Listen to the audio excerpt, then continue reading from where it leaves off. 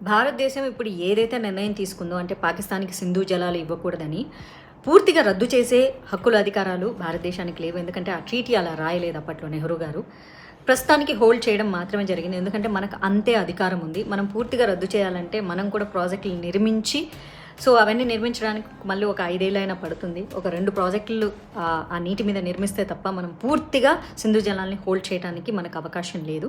And Pakistan కూడా ఇప్పుడు పూర్తిగా స్టోరేజ్ చేసుకోవడానికి కూడా లేదు.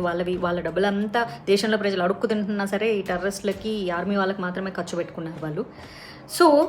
ప్రస్తుతానికైతే హోల్డ్ చేయడం జరిగింది. ఎందుకంటే హక్కులు మనకు అంతే ఉన్నాయి, ఎక్కువ లేవు కాబట్టి. బట్ ఆ హోల్డ్ చేయడం అన్నది ఎఫెక్ట్ చూపిస్తుందా అంటే ఖచ్చితంగా చూపిస్తుంది. డెఫినెట్గా చూపిస్తుంది, స్లోగా చూపిస్తుంది. ఎందుకంటే వాళ్ళ దగ్గర ఉన్న వాటర్ అయిపోతే ఇక వాళ్ళకి వేరే సోర్స్ లేదు తాగటానికి, తినటానికి. మిగిలిన దానికి ఉంటే ఉండొచ్చు. ఇప్పుడు నేను మీకు ట్రీటీ ప్రజెంట్ చేస్తాను. అసలు ఏం రాశారు ఈచ్ పేపర్లో అన్నది ప్రజెంట్ చేస్తే మీరే రీడ్ చేసి ఒకసారి చదువుకోవచ్చు. స్క్రీన్ షాట్లు కూడా చేసుకోండి సో దట్ నీట్గా చదువుకోవడానికి ఉంటుంది.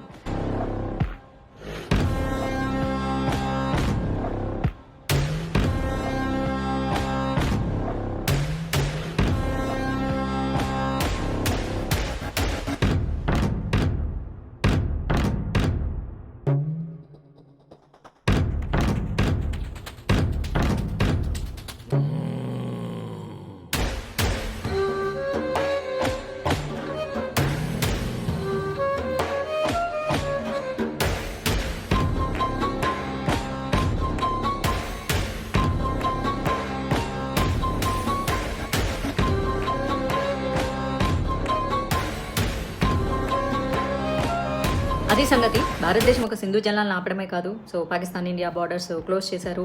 అండ్ పాకిస్తాన్ వాళ్ళు ఇండియాలో ఎవరెవరైతే ఉండో వాళ్ళందరినీ వెళ్ళిపోమని చెప్పారు.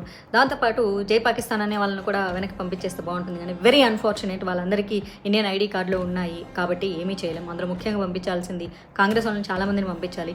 జై పాకిస్తాన్ అన్న అద్దంకి దయాకర్ లాంటి వాళ్ళు చాలామంది ఉన్నారు భారతదేశంలో. బట్ మన కర్మ, మన దరిద్రము. రాక్షసులు అనే వాళ్ళు ఎదురుగా కనిపిస్తూ పోరాటం చేయొచ్చు. అలాంటి రాక్షసులు పాకిస్తాన్ నుంచి కనిపిస్తూ ఉన్నప్పటికీ కూడా ఆ పాకిస్తాన్ కోవట్లందరూ ఇండియాలోనే ఉంటారు కాబట్టి వాళ్ళని ఏమీ చేయలేము. ఇప్పటి వరకు చాలా డిప్లొమాటిక్ ప్లాన్స్ అయితే వేస్తుంది భారతదేశం ప్రభుత్వం. ఇంతకుముందు ఉన్న ప్రభుత్వం లాంటి నంగనాటకాలు వేసే ప్రభుత్వం కాదు. ఇక్కడ ఉన్నవి అన్ని సింహాలే. గుర్తుపెట్టుకోండి, ఒక మోడీ, ఒక అమిత్ షా, ఒక అజిత్ దోవల్, ఒక రాజ్నాథ్ సింగ్ అండ్ ఒక జయశంకర్. వీళ్ళ 5 మంది కాంబో ఎలా ఉంటుందంటే కొడితే గూబ గుయ్యని ఎలా ఉంటుంది. కానీ చాలా తెలివిగా కొట్టాలి. అలాగే మన త్రిదళాలు, వాటి యొక్క అధికారులు, అధిపతులు, intelligence team, we have very very strong, genuine, loyal team for India అనమాట.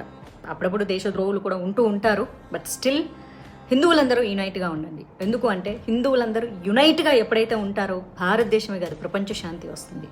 ప్రపంచ శాంతికి పుట్టిల్లు భారతదేశం.